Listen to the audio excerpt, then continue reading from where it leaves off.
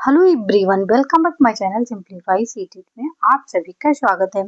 आज की वीडियो में हम लोग देखेंगे दोस्तों इवान पावलोव का सिद्धांत यानी शास्त्रीय अनुबंधन का सिद्धांत। ये जो आज का हमारा टॉपिक है बहुत महत्वपूर्ण है। ये आपका जो सीटेट का एग्जाम होने वाला है सितंबर में, उसकी दृष्टि को ध्यान में रखते हुए मैंने ये वीडियो बनाई जो बहुत इंपॉर्टेंट है। यहाँ से क्वेश्चन जरूर देखने को मिलते हैं। तो इस वीडियो में हम लोग सीडीपी के टॉपिक क्लियर करेंगे। ये सेकेंड टॉपिक है। इसके पहले हम जीन पियाजे वाला पूरा वीडियो कंप्लीट कर चुके हैं। तो आइए दोस्तों आज की वीडियो स्टार्ट करते हैं। तो सबसे पहले ये पूछा जाता है कि इवान पावलोव का सिद्धांत कौन सा है, उन्होंने किस जानवर पे अपना प्रयोग किया। तो इवान पावलोव का जो सिद्धांत है दोस्तों शास्त्रीय अनुबंधन का सिद्धांत, इसके अन्य भी नाम है। और इन्होंने कुत्ते पे अपना प्रयोग किया यानी कुत्ते की लार पे अपना प्रयोग किया। तो आइए पूरा कंप्लीट वीडियो विद व्याख्या हम लोग इस वीडियो में हल करेंगे। इनका जो सिद्धांत है शास्त्रीय अनुबंधन का सिद्धांत, जिसे क्लासिकल कंडीशनिंग थ्योरी भी बोलते हैं, ये एक रूसी मनोवैज्ञानिक है। इन्हें जो पुरस्कार मिला है नोबेल पुरस्कार, यहाँ से क्वेश्चन ये कई बार रिपीट हुआ पेपर में कि किस मनोवैज्ञानिक को नोबेल पुरस्कार मिला है। तो इवान पावलोव को नोबेल पुरस्कार मिला है, जो 1904 में पाचन क्रिया पर शोध के लिए नोबेल पुरस्कार मिला था। देखिए इनके सिद्धांत के अन्य नाम भी हैं, जैसे कि शास्त्रीय अनुबंधन, जिसे क्लासिकल कंडीशनिंग थ्योरी, अनुकूलित अनुक्रिया या यस टाइप थ्योरी भी बोलते हैं। और भी नाम है देखिए। अब मुख्य रूप से शास्त्रीय अनुबंधन का सिद्धांत के नाम से ही जानते हैं। अन्य नाम देखिए अनुबंधित अनुक्रिया का सिद्धांत, संबंध प्रत्यावर्तन का सिद्धांत, जिसे एस थ्योरी के नाम से भी जानते हैं। अनुकूलित अनुक्रिया का सिद्धांत, प्रतिस्थापन का सिद्धांत। ये कोई भी इसमें से नाम लिखा हो तो इससे आप लोगों को पता होगा कि ये सभी शास्त्रीय अनुबंधन सिद्धांत के अन्य नाम हैं जो इवान पावलोव ने दिया है।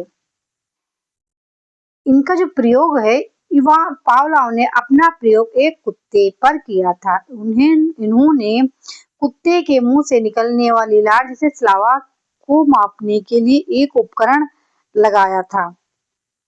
अनुबंधन से पहले देखिए, अनुबंधन से पहले क्या होता है,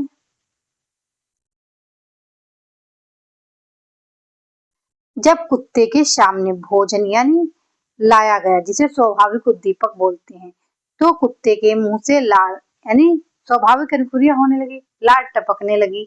कि जब उसके सामने भोजन लाया था तो उसका लार टपकने लगती है। अनुबंधन के दौरान यानी जब सामने भोजन आ गया, पावलोव ने भोजन देने से ठीक पहले एक घंटी बजाई, यानी यह प्रक्रिया कई बार दोहराई। घंटी प्लस भोजन बराबर लार, यानी घंटी भी बजाते और भोजन भी देते और तब भी उसकी लार टपकती है। अनुबंधन के बाद देखिए क्या होता है। एक समय ऐसा आया जब पावलोव ने केवल घंटी बजाई, भोजन नहीं दिया, फिर भी कुत्ते के मुंह से लार टपकने लगी।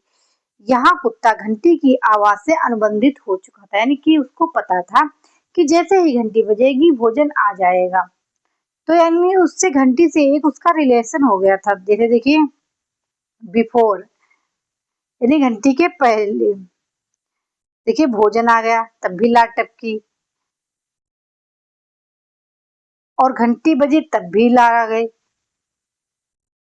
तो इन्होंने 3 स्टेप किया कि घंटी बजेगी भोजन आएगा, घंटी जैसे बजती और भोजन पहले उसमें क्या किया, इन्होंने घंटी बजाई और भोजन दिया तब भी उसकी लार टपकी, और जैसे ही फिर उन्होंने केवल घंटी बजाई फिर भी उसकी लार टपकी, यानी घंटी से उसका रिलेट हो गया वो, कि उसको पता था कि जैसे घंटी बजेगी भोजन मेरे सामने आ जाएगा। शास्त्रीय अनुबंधन के चरण देखिए। शास्त्रीय अनुबंधन के मुख्य 3 चरण यानी 3 भागों में विभाजित है। अनुबंधन से बिफोर कंडीशनिंग, से UCS यानी भोजन स्वाभाविक उद्दीपक, URC अनकंडीशनल रिस्पॉन्स, जिसे लार टपकाना यानी स्वाभाविक अनकंडीशनल। इसका भोजन देखकर लार आना एक प्राकृतिक क्रिया है। अनुबंधन के दौरान सीएस, जिसे बोलते सीएस मतलब घंटी प्लस भोजन, सीएस प्लस यूसीएस, घंटी की आवाज प्लस भोजन, फिर भी लार टपकी, यूसीआर लार टपकाना। नोट क्या हुआ इसमें, नोट जो इम्पोर्टेंट है देखिए, घंटी और भोजन के बीच का समय अंतराल बहुत कम, लगभग 0.5 सेकेंड होना चाहिए। इसका समय भी पूछ लिया जाता है कि घंटी और भोजन के बीच के कितना समय होना चाहिए, तो 0.5 सेकेंड होना चाहिए।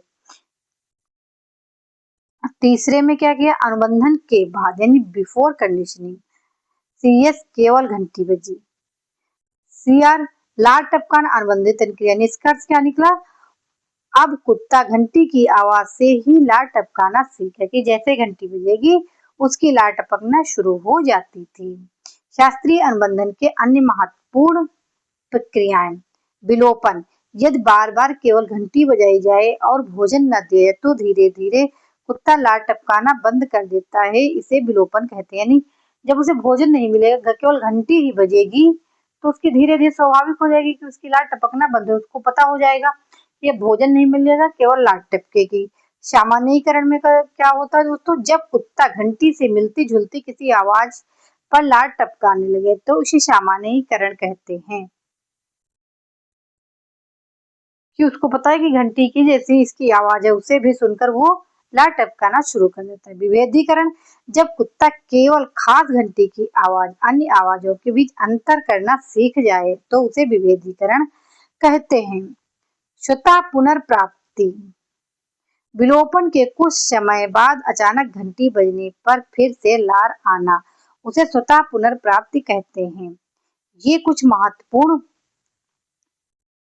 शास्त्रीय अनुबंधन के प्रक्रियाएं रहे, क्योंकि यहाँ से इन टॉपिक से क्वेश्चन जरूर देखने को मिलते हैं। देखिए जो आप देखिए कैसे क्वेश्चन पूछे जाते हैं। पावलोव ने अपने शास्त्रीय अनुबंधन के सिद्धांत का प्रतिपादन किस पर प्रयोग किया था, बिल्ली, कुत्ता, चूहा, बंदर।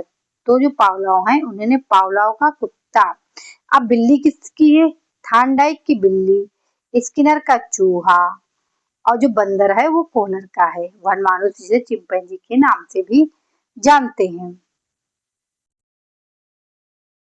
शास्त्रीय अनुबंधन में भोजन क्या है, अनुबंधित उद्दीपक, अनुबंधित उद्दीपक जिसे यूसीएस बोलते हैं, इसका फुल फॉर्म मैंने ऊपर दे रखा, आप लोग देख लेना। अनुबंधित अनुक्रिया, इनमें से कोई नहीं, तो शास्त्रीय अनुबंधन में जो भोजन है वो अनुबंधित अनुक्रिया है, यानी बी ऑप्शन करेक्ट है।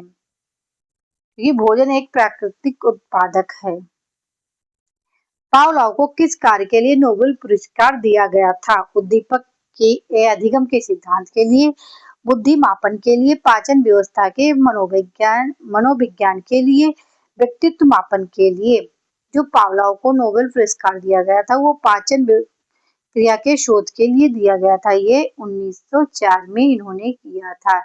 इन्हें जो नोबेल पुरस्कार मिला था 1904 में मिला था। सी ऑप्शन राइट है।